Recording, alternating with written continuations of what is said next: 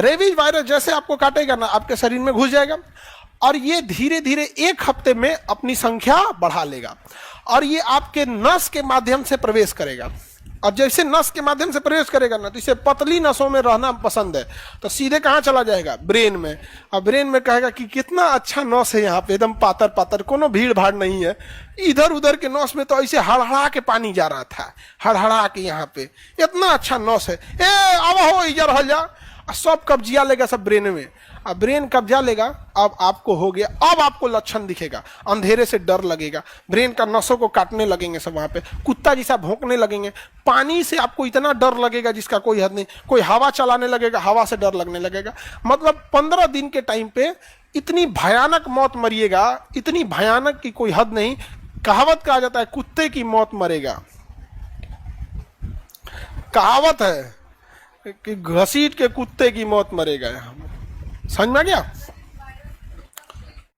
कुत्ता मर जाता है सब, कुत्ता के अंदर रेबीज होता है, बट वो कंट्रोल्ड अवस्था में है, वो उसके लिए हैबिचुअल है। और वो रेबीज अगर बहुत ज्यादा उसमें फैल गया तो कुत्ता भी मर जाता है। रेबीज जब कुत्ते पे अटैक कर देता है ज्यादा लेवल पर उसके ब्रेन को, तो कहते हैं कुत्ता पागल हो गया है। तो कुत्ता कैसे पागल हो जाता है? क्या कुत्ता को टेंशन थोड़े है कि पगला जाएगा? वहां पे टेंशन से कुत्ता थोड़ी पागल होता है। वो रेबीज वगैरह उसका अटैक होता है रेबीज का, तो क्या हो जाता है? पागल हो जाएगा।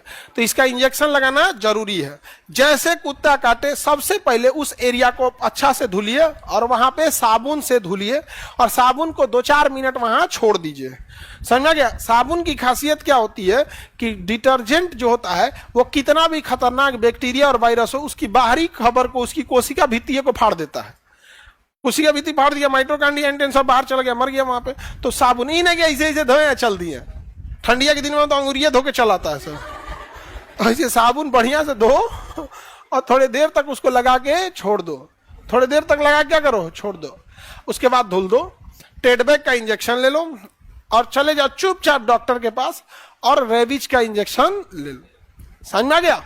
चुपचाप ले लो। रीजन क्या है कि सपोज जो कुत्ते ने आपको काटा है उसको रेबीज नहीं था, सपोज उसको रेबीज नहीं था और आप इंजेक्शन ले लिए, तो क्या जाएगा आपका? 600-700 रुपए का इंजेक्शन लॉस होगा। यही ना, 1000-1500 कई इंजेक्शन लगते हैं, एक वो 600-700 का नहीं आता, एक तो नॉर्मल आता होगा 200-250 का आता, उसके कई साइकिल लगते हैं। तो मान के चलिए आपका 1000-1500 रुपए का फाइनेंशियल लॉस होगा। अब इसका उल्टा सोचिए, अगर उसे रेबीज हो गया होता, पूरी जीवन बर्बाद। और याद रखिएगा, जो इंसान मरता है उसे तकलीफ नहीं होती है, तकलीफ उसे होती है जिसे वो छोड़ गया है। समझ में आया? तुम लोग डर काहे जाती हो? भूकंप नहीं है, ऊपर बिल्डिंग बन रहा है। हाँ, वो भूकंप रोधी है, इसको भूकंप से कोई दिक्कतें नहीं है। उधर की बिल्डिंग सब कैसी है? भूकंप रोधी।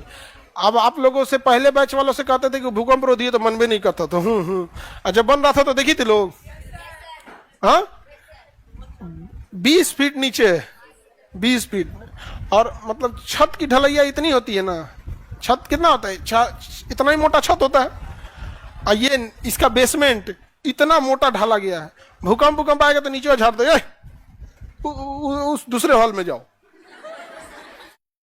सरकारी हॉस्पिटल में फ्री में मिलता है, हाँ फ्री वगैरह मिलता है। सांप का भी इंजेक्शन सरकारी हॉस्पिटल में फ्री मिल जाता है यहाँ पे, लेकिन अवेलेबल रहना चाहिए। फ्री मिलता है लेकिन रहना भी तो चाहिए। पता चला डॉक्टर नहीं रह पाता है। इंडिया में हॉस्पिटल और एजुकेशन दोनों को सेम विधि से चौपट किया है सब। गांव गांव में हॉस्पिटल डाल देंगे, ना बढ़िया मास्टर वहां जाना चाहता है, ना बढ़िया डॉक्टर जाना चाहता है। दिक्कत क्या होता है कि सरकारी अस्पताल में भैंस बैठ पे सुतल है और दवाइयां प्राइवेट में भेज देगा, कोई जइबे नहीं करेगा, तो पैसा बर्बाद, सब कुछ बर्बाद।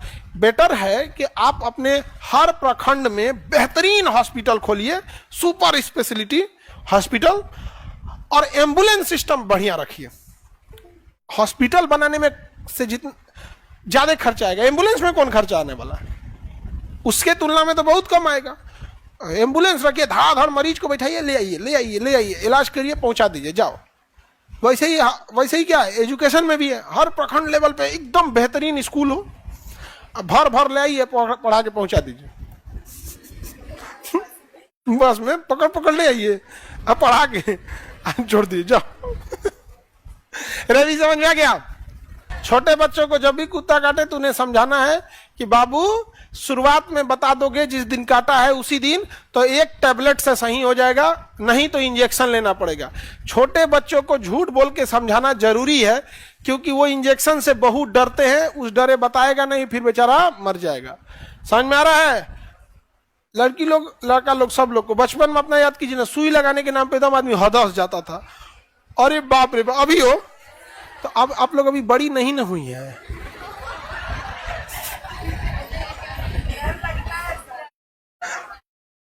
तुम लोग को डर लगता है? अरे डर क्या, पता है कि अब थोड़ा सा दर्द करेगा यहाँ पे, लेकिन जब वक्त के साथ दिमाग बड़ा होने लगता है ना, डर खत्म हो जाता है। लेकिन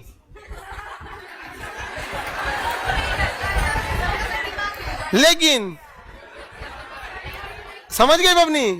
हाँ, कैसा लगता होगा? इसे खटखट खटखट अंदरवा करता होगा। अरे बड़ बैग में छोट सामान रखो, ठक ठक ठक नहीं करेगा।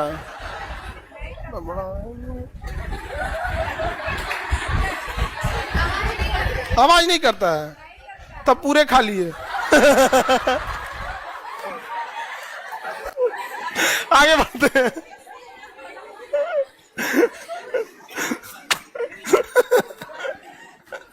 आगे बढ़ते हैं हम लोग। पूरा भरा भी रहेगा तो भी आवाज नहीं करेगा। नहीं समझी? हाँ, अच्छा पूरा भरा हुआ है, हाँ ठीक है, तो आज नहीं करेगा। तब अब क्या भरा है अब कौन जाने।